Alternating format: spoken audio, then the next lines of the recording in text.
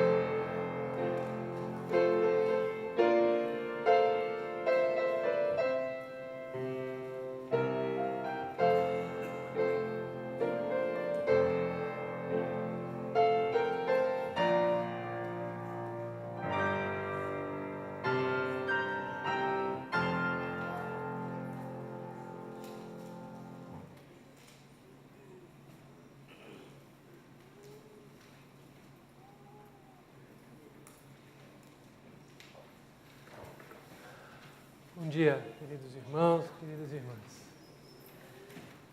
Deus nos deu a oportunidade de viver um novo dia e nos dá a certeza de estar presente em nossas vidas. E nos reúne aqui para também nos dar a alegria de poder unir nossas vidas, nossa fé, nosso louvor. Então nós o adoramos em espírito e em verdade.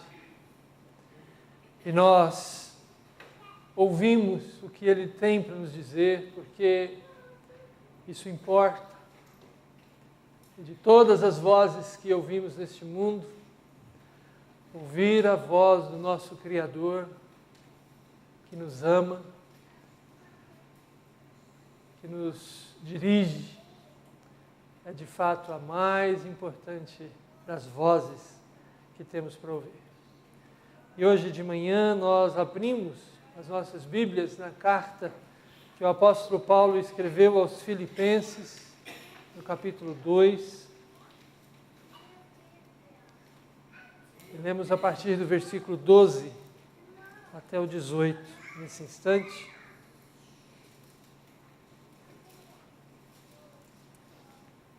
O Senhor nos diz: assim, pois, amados meus, como sempre obedecestes, não só na minha presença, porém muito mais agora na minha ausência, desenvolvei a vossa salvação com temor e tremor. Porque Deus é quem efetua em vós tanto o querer como o realizar, segundo a sua boa vontade.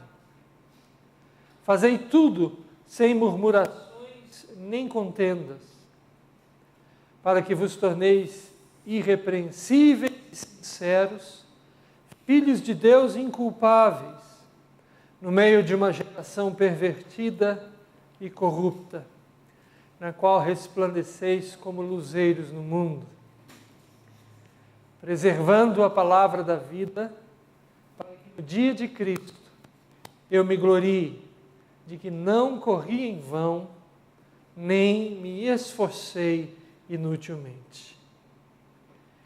Entretanto, mesmo que seja eu oferecido por libação sobre o sacrifício e serviço da vossa fé, alegro-me e com todos vós me congratulo. Assim, vós também, pela mesma razão, alegrai-vos e congratulai-vos comigo. Desenvolvei a vossa salvação com temor e tremor. Essa é uma das razões pelas quais nós estamos aqui. Para crescer na fé, para aprender mais e para viver melhor o grande dom que Deus tem para dar a todo ser humano, a vida eterna, a salvação eterna. Então vamos falar com esse Deus. Eu vou convidar para nos conduzir à presença do Senhor, o nosso irmão Christian. Christian, você pode, por favor, nos conduzir ao Senhor? O microfone vai estar aí para você. Oremos. Senhor Deus, amado Pai, Senhor, glorificamos, Senhor, mais esse dia. Glorificamos ao Senhor, ó Pai, por mais esses dias que estamos aqui, Senhor, na Sua presença. Que o Senhor coloque, Senhor, abra os nossos corações para receber a Sua palavra, ó Pai amado, para glorificar o Seu santo e digno nome, Senhor. Amém. Abra os nossos corações, os nossos ouvidos para ouvir a Sua palavra, Senhor, que é a palavra de salvação, Senhor, a palavra mais bela, Senhor, que possamos ouvir de todas as vozes que ouvimos, Senhor. Abençoe esse dia, ó Pai amado, e também, Senhor, abra as nossas mentes, um dia tão importante para o nosso país, Senhor, que possamos tomar a decisão para o caminho futuro do nosso país, Senhor, que possa ser tomado, que todos votem conscientemente, ó Pai amado, Amém. E que possamos ter dias melhores, ó Pai. Em nome de Jesus é que oramos agradecidos. Amém. Amém. Vamos unir nossas vozes em louvor ao Senhor. Convido você a ficar em pé e vamos com grande alegria louvar juntos ao Senhor com os instrumentos que temos aqui para nos ajudar.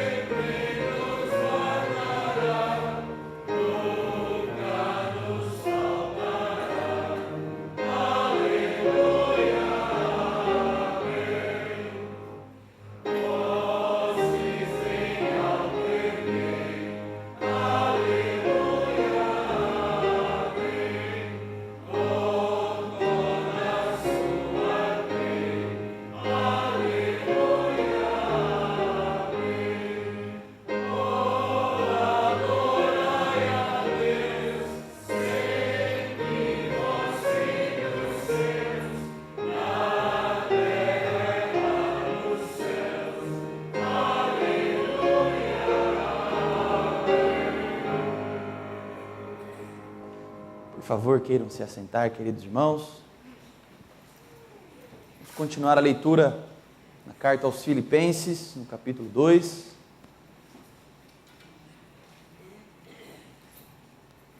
Filipenses 2,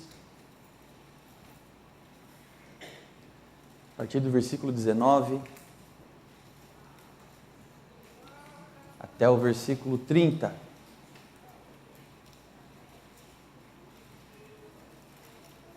Espero, porém, no Senhor Jesus, mandar-vos Timóteo o mais breve possível, a fim de que eu me sinta animado também, tendo conhecimento da vossa situação. Porque a ninguém tenho de igual sentimento que, sinceramente, cuide de vossos interesses, pois todos eles buscam o que é seu próprio, não o que é de Cristo Jesus. E conheceis o seu caráter provado, pois serviu ao Evangelho junto comigo, como filho ao Pai. Este, com efeito, é quem espero enviar, tão logo tenha eu visto a minha situação, e estou persuadido no Senhor, de que também eu mesmo, brevemente, irei. Julguei, todavia, necessário mandar até vós Epafrodito, por um lado, meu irmão, cooperador e companheiro de lutas, e por outro, vosso mensageiro e vosso auxiliar nas minhas necessidades. Visto que ele tinha saudade de todos vós e estava angustiado, porque ouvistes que adoeceu. Com efeito, adoeceu mortalmente. Deus, porém, se compadeceu dele, e não somente dele, mas também de mim, para que eu não tivesse tristeza sobre tristeza. Por isso, tanto mais me apresso em mandá-lo, para que, vendo novamente, vos alegreis, e eu tenha menos tristeza. Recebei-o, pois, no Senhor, com toda alegria, e honrai sempre a homens como esse, visto que por causa da obra de Cristo, chegou ele às portas da morte, e se dispôs a dar a própria vida, para suprir a vossa carência de socorro para comigo. Até aqui. Esse texto nos fala de um Deus que nos chama para servi-lo, mas principalmente de um Deus que cuida de nós, que nos ama profundamente e que provê sobrenaturalmente, se for preciso, todos os dias na nossa vida, para que nós possamos honrá-lo e assim caminhar lado a lado com Cristo, junto com Ele, enquanto estamos aqui. Certamente nós temos lutas, aflições, angústias, como Paulo, como Timóteo, como Epafrodito, como os próprios filipenses.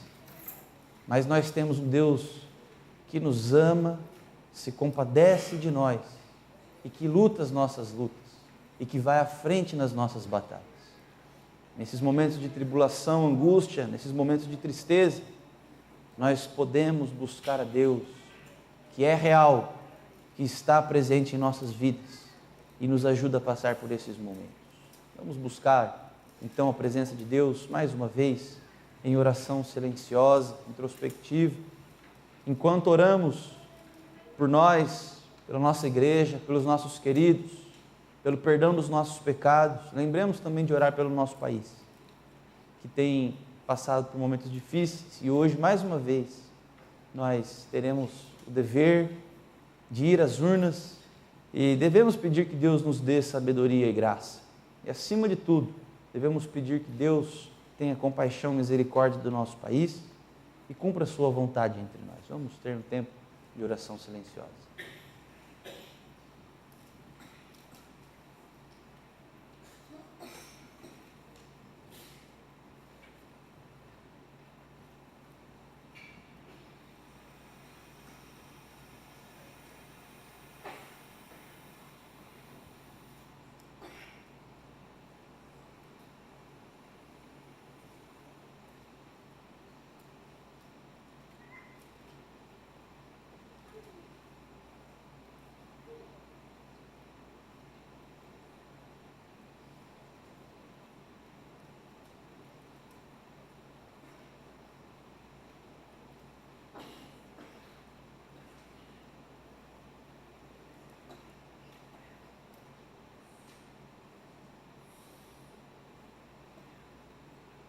Senhor nosso Deus, nosso Pai querido, de misericórdia e graça,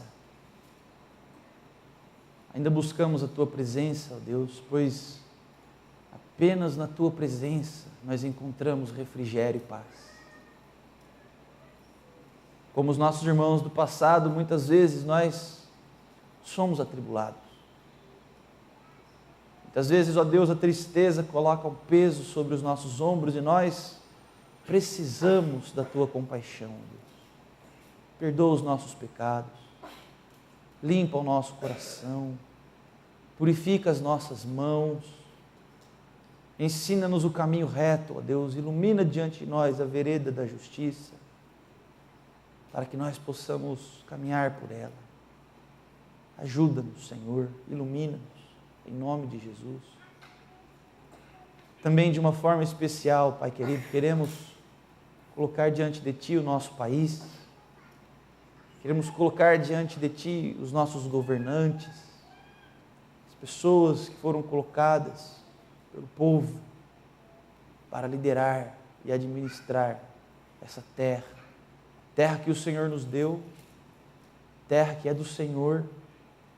Por isso, Deus, nós Te pedimos que a Tua misericórdia, que o Senhor coloque temor no coração desses governantes, sejam eles quem forem, que o Senhor coloque, Deus, no coração desses líderes, ou os mesmos líderes, ou novos líderes, algo diferente, que nunca houve, ó Deus, aqui no Brasil, que eles vejam todo o mal que causa o carnaval, que eles vejam todo o mal que causa a corrupção, a liberalidade, a malícia, a destruição do pecado, e que, ó Deus, de uma forma milagrosa e sobrenatural, atitudes novas possam ser tomadas, para que nós tenhamos um país mais justo, porque o Senhor é um Deus de justiça, é um Deus que ama a justiça. Perdoa, Senhor Deus, o nosso pecado, o pecado da nossa nação, perdoa, Senhor Deus, o pecado da nossa liderança, do nosso governo, e nós Te pedimos um milagre, Deus, faz algo sobrenatural, para que nós possamos contemplar com os nossos olhos o impossível acontecendo diante de nós. Essa é a nossa oração, Pai. Confiamos apenas em Ti, e somente no Senhor nós esperamos, pois não há homem que se compadeça. de nós sabemos disso. Mas o Senhor, o nosso Deus, o Senhor tem compaixão de nós. E o seu poder, Pai, está acima do poder humano. Confiando em Ti é que nós oramos no nome santo do nosso Senhor Jesus Cristo. Amém. Cristo me amou e me livrou. Que bom, que delícia poder ter essa certeza, essa convicção. Vamos nos colocar de pé e vamos cantar juntos este hino.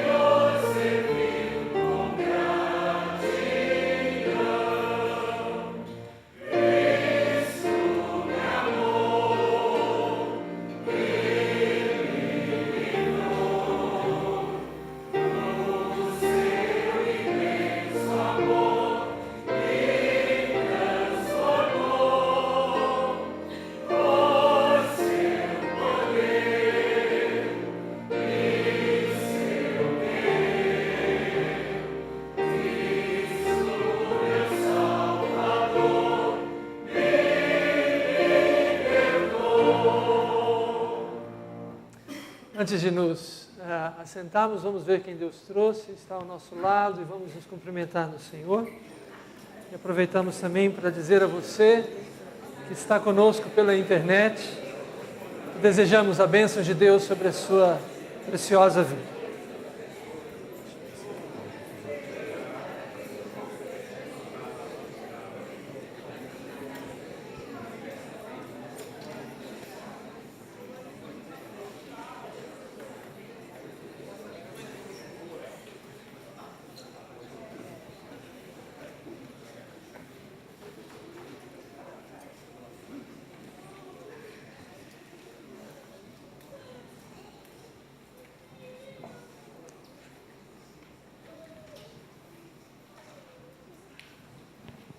Crianças que estão conosco, de 2 a 7 anos, podem acompanhar a Jaqueline, que está à porta de entrada, porque ela preparou uma mensagem para as crianças.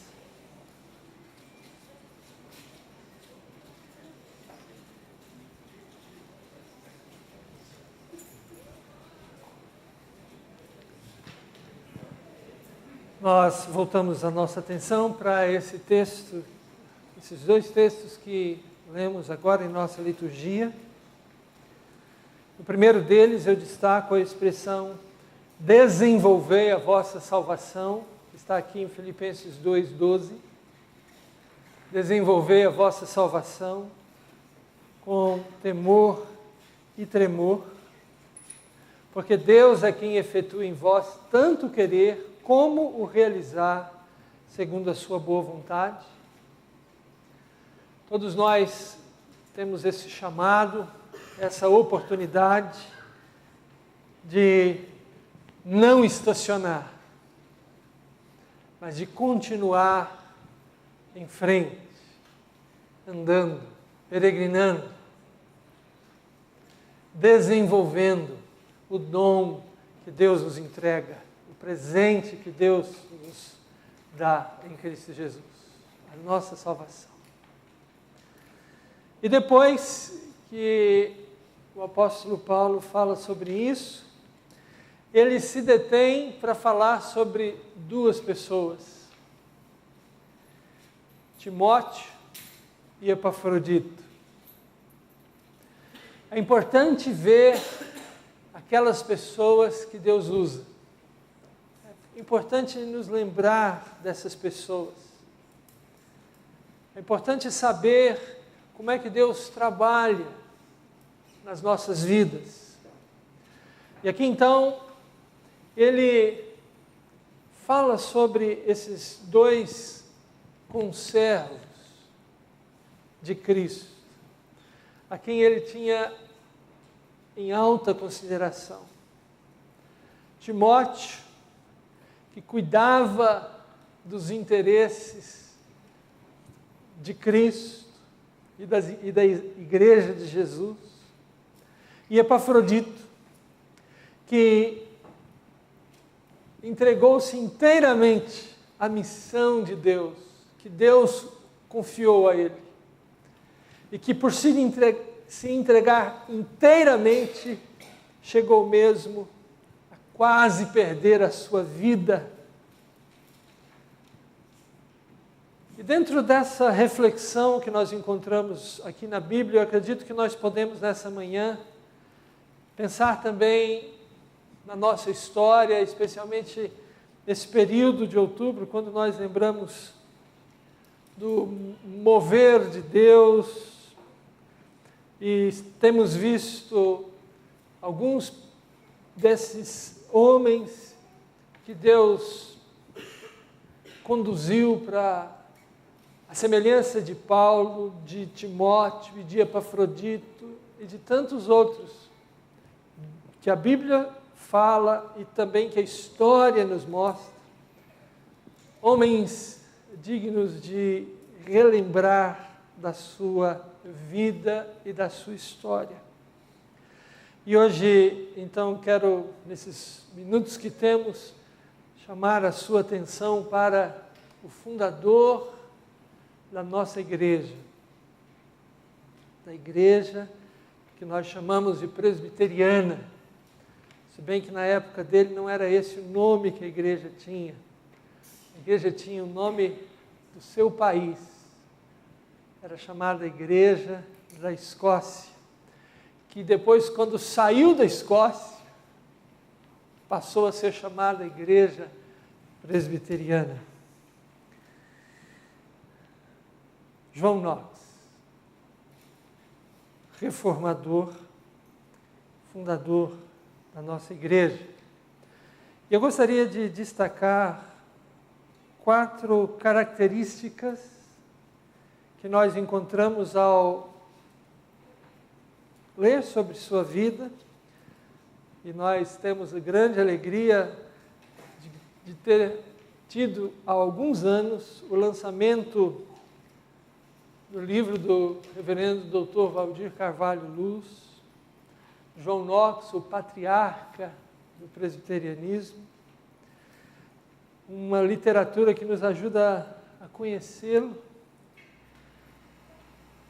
mas de tudo o que se pode falar sobre ele, obviamente, nós temos que nos deter, e eu resolvi me deter em 4 características que acredito que são claras, evidentes e edificantes quando falamos sobre ele. Em primeiro lugar, então, eu gostaria de destacar que o patriarca da nossa igreja era um homem que colocou a sua mente a serviço de Deus. Quando estudamos sobre a vida de João Knox, o lugar onde ele nasceu, o seu país. Havia, naquele contexto, uma subvalorização do pensamento. As tradições e especialmente as superstições é que praticamente coordenavam a vida das pessoas.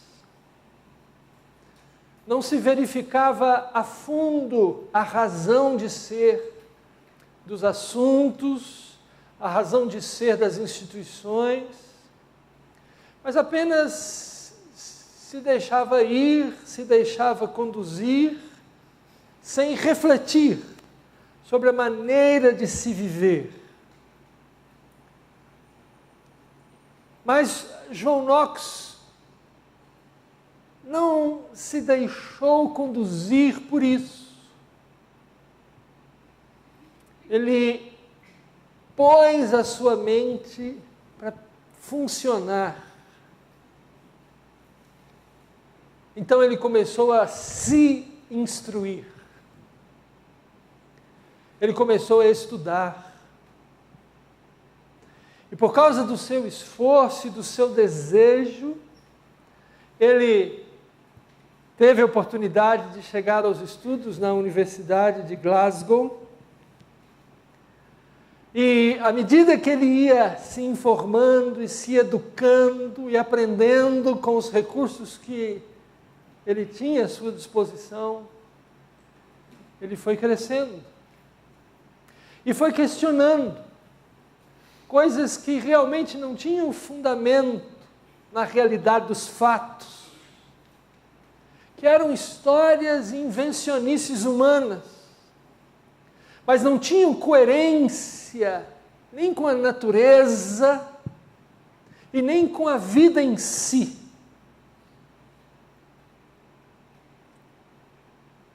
Por isso, nesse processo de crescimento intelectual, de raciocínio eficaz, ele demonstrou o que o Senhor Jesus Cristo havia ensinado tanto tempo antes, quando o Senhor Jesus Cristo nos diz, e ele ouviu isso, entendeu isso e aplicou isso: ame ao Senhor, o seu Deus, de todo o seu coração, de toda a sua alma e de todo o seu entendimento. Deus não deseja ser amado na ignorância. Deus não pede a ninguém ignorância. Deus deseja que nós o conheçamos para que o quão melhor o conhecermos, mais o amemos.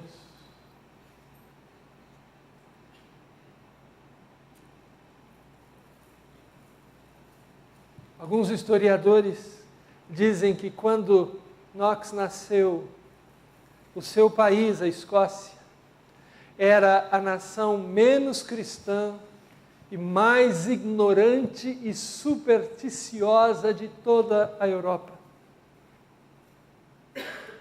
Quando ele morreu, o seu país tinha sido transformado em boa parte. E a Escócia veio a ser um modelo de virtude e fé cristã para outras nações. O seu conhecimento não levou que ele se ensoberbecesse, se achasse mais inteligente e melhor que outras pessoas. O conhecimento que ele adquiriu de Deus e que moldou o seu entendimento sobre a vida, a realidade humana, a sociedade, antes de distanciá-lo, o aproximou das pessoas mais simples e carentes, para dar a elas a mesma oportunidade que Deus deu a ele.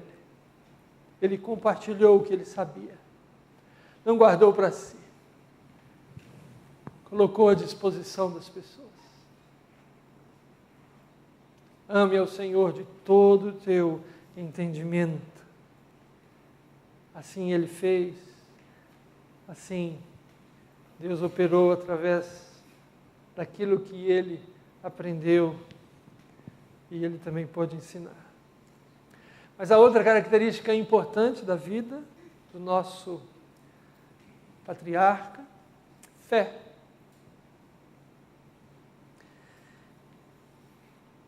João Knox começou os seus estudos na tradição monástica. E como sacerdote da igreja vigente de então, ele tomou conhecimento dos escritos de João Calvino, um livrete que estava sendo espalhado naquela região na qual ele estava. Um livrete chamado As Institutas da Religião Cristã. A primeira edição desse pequeno livro, 1536, chegou às suas mãos. Obviamente, esse livrete foi sendo revisado pelo seu autor e se tornou um grande livro mais tarde. Mas a maior descoberta que transformou a fé dele de uma fé estabelecida em preceitos humanos, como era a fé da tradição monástica, dos dogmas humanos, e transformou a sua fé numa fé robusta o suficiente para duvidar e contradizer os aspectos supersticiosos do que ele havia aprendido, foi quando ele leu a Bíblia. Quando ele teve a oportunidade de ler a Bíblia, que tinha sido traduzida para a língua inglesa algum tempo antes por John Wycliffe, mas ele mesmo, sendo pesquisador das línguas originais da Bíblia, à medida que ele leu, estudou, meditou, sua vida foi sendo gradualmente transformada. Um dos textos preferidos dele, que fez questão de que fosse lido nos últimos momentos de sua vida, o Evangelho de João, onde diz: esta é a vida eterna, na oração sacerdotal de Jesus, quando Jesus diz que te conheçam a ti, o único e verdadeiro Deus, e a Jesus Cristo a quem tu enviaste. O Evangelho iluminou a sua alma. O Evangelho implantou na vida de Knox a semente da vida. E essa semente germinou e nasceu. E se desenvolveu e cresceu. E a sua fé, novamente, não era apenas uma fé intelectual, era uma fé que se traduzia em atitudes concretas. Logo que ele entendeu que nossa vida precisa estar estruturada sobre uma rocha firme o suficiente para enfrentar as vicissitudes e as incertezas da nossa existência, e ele estruturou a sua vida na verdade evangélica, revelada nas Escrituras. E quando ele fez isso, ele começou a agir de forma coerente com esta afirmação, com esta fé. E agir de modo coerente com essa fé implicava em perder muitos privilégios que ele já tinha como sacerdote da igreja romana de então. Mas a fé genuína nos leva a isso. A fé verdadeira nos ensina que mais importante do que os benefícios deste mundo é a vida eterna. E que se tivermos de perder conforto e coisas daqui, perderemos para afirmarmos a certeza que Deus nos dá de pertencermos ao seu reino eterno, infalível, que pela salvação, pelos méritos de Cristo, qualquer ser humano pode experimentar. Fé fundamentada na palavra e na voz de Deus, não nos preceitos dos homens. Fé que leva a pessoa a agir de modo coerente com a vontade de Deus. Fé evangélica, fé em Jesus Cristo. Mas a outra característica importante que nós aprendemos com ele, a perseverança. Se houve um homem que sofreu por causa de sua fé, esse homem foi João Knox. Como vimos aqui há pouco, Epafrodito também, Timóteo também, Paulo também, João Knox igualmente. Quando ele se tornou aliado dos que acreditavam na Bíblia como a única revelação divina, fonte infalível do conhecimento de Deus, quando ele começou a defender essas ideias, imediatamente foi perseguido. Foi preso em 1547 e passou 19 meses num navio francês. Bom, você pode pensar, nada mal. Passeando pelo mundo, conhecendo o mundo. Bom, só que ele passou esses 19 meses no porão do navio, remando. Não passou lá na cabine do comandante, nem à mesa do almirante. Passou no porão remando. Aqueles navios que a gente vê de vez em quando aí nos livros, que tinha algumas velas, mas era a força do remo que levava ele. 19 meses prisioneiro. Imagino eu fazendo academia muitas horas por dia. O que não mata, fortalece. Ele não morreu no navio, como outros morreram. Mas ele saiu de lá depois daqueles 19 meses, mas não podia voltar ao seu país. Era perseguido lá. Por 10 anos, precisou viver expatriado, fora de casa. Voltou escondido por breves momentos, mas não podia voltar. Por 10 anos peregrinou por outras terras que não eram as suas. Mas Deus, na sua providência, estava cuidando dele. E esses 10 anos em que ele esteve de viver fora, ele teve contato com pessoas que o ajudaram. Teve contato com crentes firmes como ele, que o exortaram, que fizeram com que ele crescesse e se desenvolvesse. A saudade de casa batia forte no seu peito, mas Deus estava trabalhando em outras áreas da sua vida. Não se acomodou, não se deixou vencer pelas circunstâncias. Pelo contrário, aproveitou cada oportunidade que teve de viver nos lugares que lhe abriram as portas para estar.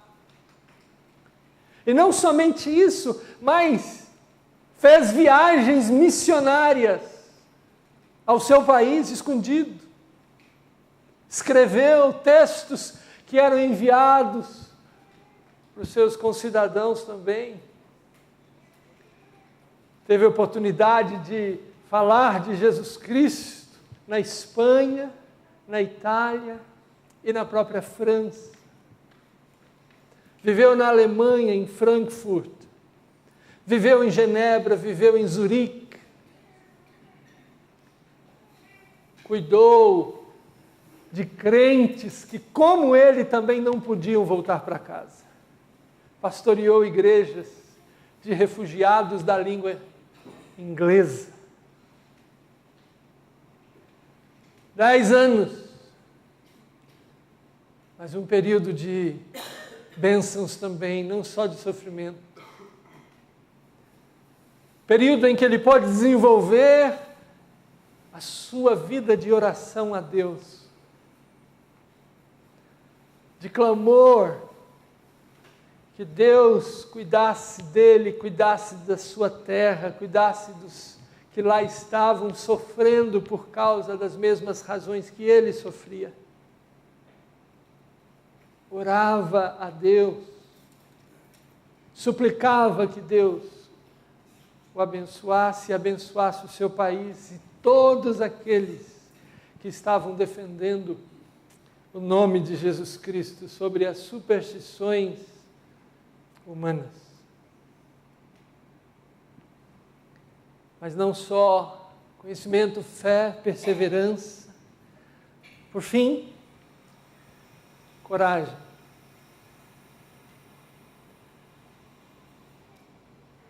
É preciso muita coragem para enfrentar lutas grandes. E ele buscou em Deus a fonte para essa coragem. Como o apóstolo Paulo, ele também sabia em quem acreditava.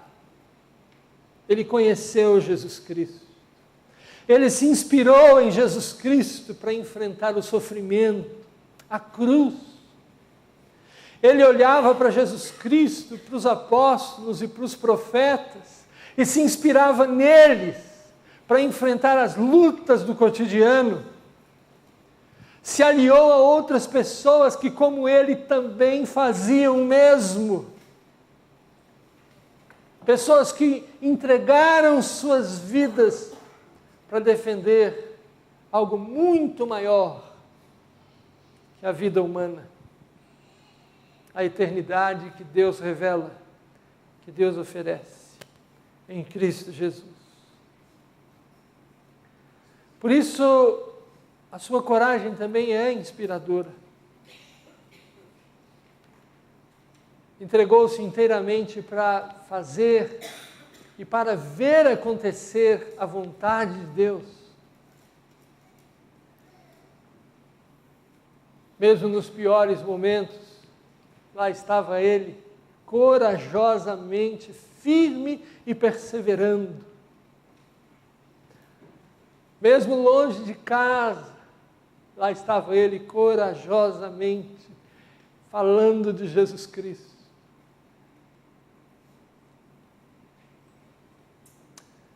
Depois que o tempo passou, ele teve a oportunidade, mudaram-se as circunstâncias no seu país e ele pôde voltar para casa. Quando ele voltou para casa, ele não voltou mais como um fugitivo, mas voltou como um homem feito, respeitado, que sabia o que falar, que sabia a hora de enfrentar os seus inimigos. A juventude tinha passado, mas a coragem, a perseverança, a fé e o seu conhecimento tinham amadurecido. Voltou para casa, anunciou o Evangelho de Jesus Cristo. Foi dada a ele a oportunidade de trabalhar em Edimburgo, lá na igreja de St. Giles, e lá então ele usou daquela oportunidade para a glória de Deus. E tão grande foi a forma como Deus o usou e o impacto que ele causou, que no ano de 1560 foi aprovada uma lei no parlamento escocês, instituindo naquele país a Igreja da Escócia, cujos documentos fundamentais foram escritos principalmente por ele. A Confissão Escocesa e o Livro de Disciplina, os dois documentos fundamentais que estruturavam a Igreja. Se cercou de gente capaz, corajosa e pronta para viver e morrer em nome de Cristo. São características que nós encontramos que acredito que nos inspiram muito hoje. Porque nós também vivemos num mundo de muita superstição. O nosso país, à semelhança do que acontece em outros países, está impregnado de uma falsa ideia de quem é Jesus. Isso nos entristece e, por vezes, nos enfurece. Como acontecia com ele, com João Knox também. Mas o que Deus espera de nós é que nós estejamos, melhor dizendo, dispostos a pôr a nossa mente para funcionar com a instrução que vem de Deus, porque é a melhor de todas as instruções. Porque qualquer pessoa que pensar com as categorias de Deus vai pensar bem, vai conseguir discernir equívocos e erros e falsidades. A nossa fé precisa ser mais do que uma afirmação nos nossos lábios, ela precisa ser traduzida por atitudes vivas, coerentes e presentes no nosso mundo. O nosso mundo quer que nós fiquemos quietinhos no nosso canto, fechado nas portas da nossa igreja. Mas Deus quer que nós ganhemos as ruas, as praças, que falemos dele aonde ele nos der a oportunidade, com sabedoria e coragem também. Que Deus então nos ajude a entender isso. E que o Senhor nos dê essa confiança que João Knox teve em Jesus Cristo, para podermos viver de maneira extraordinária, como ele pôde viver e muitos, pela graça de Deus, também têm vivido. Amém. Convido você a se colocar em pé. Nós vamos cantar a Deus o hino Santifica a Tua Igreja. Enquanto cantamos, podemos também consagrar ao Senhor nossos dízimos e as nossas ofertas.